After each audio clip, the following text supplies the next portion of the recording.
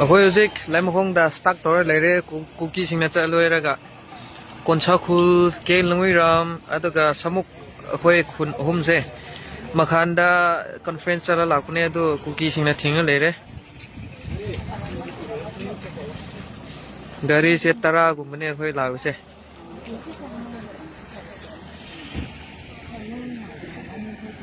Moina समय तौरदे अखोइसु लंबी थिंगा औरनी ngasiदगी आर्मी सिंह अखोई चलवेना तौर लेरे फुल सपोर्ट ने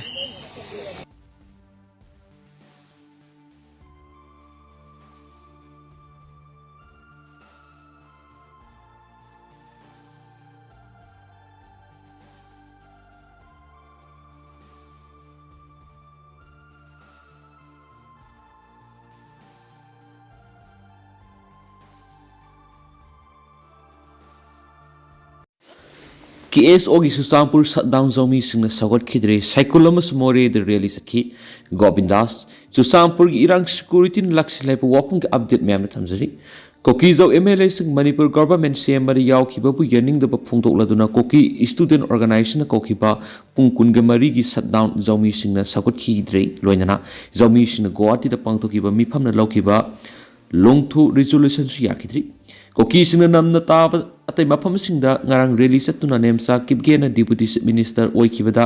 yaning daba phungtoklabsu churchampur da tholakhiba irang security na laksinduna security ki control makhara thamle haina minister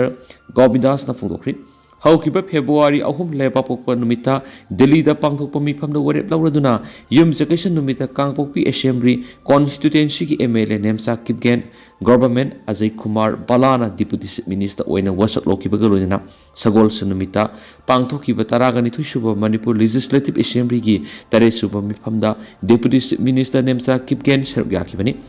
nemsa kipgen deputy minister oina delhi gi manipur bawon gi virtual oina seruk yakibaga loina sagol sunumita pangthokpa assembly mifamda su MLA sing LM khokti emasu ngorsan sanati nimsa kipgen ga loina delhi gi manipur bawon gi seruk yakhi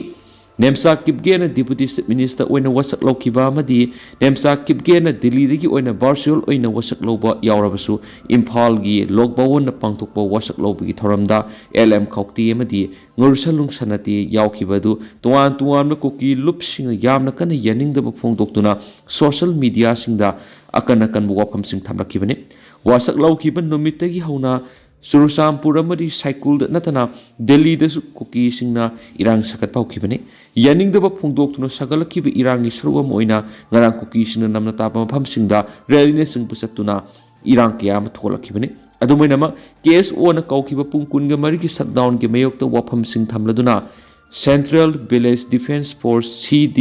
CBDF na hai KSO na thamliba wafam asi zomi singna khundaba mafam singda satnaroi amasum infam thokte koki su group singa masum koki zo MLA singna saruk yaduna Guwahati da pangthokiba apunba mifam longthu resolution adu koki zo framework manung khaktagi oibana zomi singna khundaba mafam singda satnaroi haina CBDF ki sirol amana makhatana phongdorakli CBDF na hai zomi council na kumja english ngani ga kunga mari gi methada pangthokiba masigi sahi gi general assembly da koki zo haina tamasi yaning da phongdokiba lekrabane karigomba zomi sina khunda ma phamsing da namduna shutdown asi satna hanana bo honaraba masung ki hanbigi thapuk satharabadi madu sapsana थेंगनगनी मियामना पुकनिंग लैताना महौसागी ओइबा थबक थरमसिंग अदुमा जथाबियु हाइनसु सिरोलतुना पाली मरासिदा indigenous tribe advocacy committee फेरजोलम सम Jiribam district की सिरोलामदसु MLA ngorsalung sanatiगी yum kayamasum lanthumda ama ata thona bo honarakतना वा अकन बो warning तौखिबसु लेख्रबनी India न कोकी theorising लक्षण मंगमद्री खुंद्राकपुं केंद्र youth organisation ना खोगियोगी वाफोंग कांगलुप न थादोरकपा सिरोला मन फोंदोरकपा इम्फाल ईस्ट डिस्ट्रिक्ट की कोंग मरु लेफम की अकोइबा माग हिल रेंज तकी कोकी टेररिस्ट न नोंमै मरु क्या कापथरखरि कोकी टेररिस्ट ngasi लाइंगाक की अखनब मियेंग द सिक्योरिटी फोर्स न लक्षण हौद्रबदी नौना चीफ मिनिस्टर ओइना वसक लौख्रबा युमनाम खेमचान की इसिंग थेम्बी विलेज त लेबा फार्म हाउस टारगेट तरक याबगी सिंगनबस लैरि माग टॉप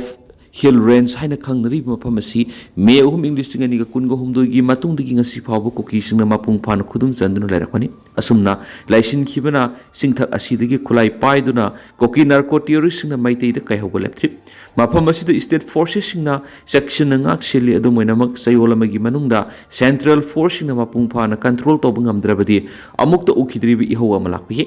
खुद्रापम एसी मियाम सुमिकुप नहोम सिंगना लैसी हैनसु फोंदोरखली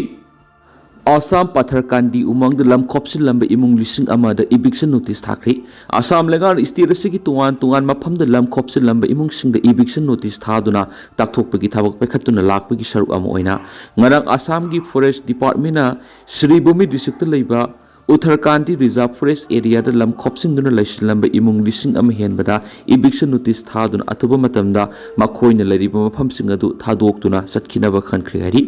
एजेंसी की पाउन फोंदोकपदा फॉरेस्ट डिपार्टमेंट ना थाखिबे इविक्शन नोटिस सिंग अदु अयामना पाथरकांडी कॉन्स्टिट्यूशन की मनुंगसना लैबा उमंगी lambda yum सादुना लैबा इमुंगसिंगनी notice अदुदा forest department अखनबा मतम अमगी मनुंगदा मफम अदु थादोक्तुना सटखिगदबनि हाइना फोंदोकरखिबा अदुना खुंगंग क्यागी मियोइसिंगना पाखतपा अमसुम नोंनांग पोकल हैरि नोटिस अदु फंगबदगी पाथरकांडी कॉन्स्टिट्यूएंसी द लैबि इमुंग मनुंग कयाना मकोइना साजिलंबा युमसिंग सिदोकपा होनख्रि अमसुम अतोपा मफमदा होंदोकनाबा सेम सनख्रि खुंजा खरनदी मकोइना उमंगी मफम असिद लैरक्लिबसि सही क्यागी ममांगदगिनि ममांगदा अथॉरिटी सिंग लैबा यारोय हैना फोंदोखिबसु लैते दुगा खंगहौदना मफम असि थादोक्तुना सटखिगदबनि हैना फोंदोरकपसि अवाबा पिनबो होनबनाखि अहल ओइरबि नुपि क्यानसु मकोइना पिकलिंगैदिगी हौना उमंग असिद खुंदादुना लैरिबा मियोइसिंग असि अदुमक लैरमखि मखोइसु खुंजासिंग असिदा युम पाली लोइनना हौजिक मापुरैबा लैखिद्रबा मतम असिदा फॉरेस्ट डिपार्टमेंट मियेंग संगदुना लखोलक्तिबा थबक थोरमसिंग असि नुंगाइतबा फावी सही क्या फॉरेस्ट डिपार्टमेंट यिंगसिंदना मदि एक्शन लखोतना लाक्लगा हौजिकता इखुटमकना साजबा युमसिदु हाइबसिदि का हेनमलेखि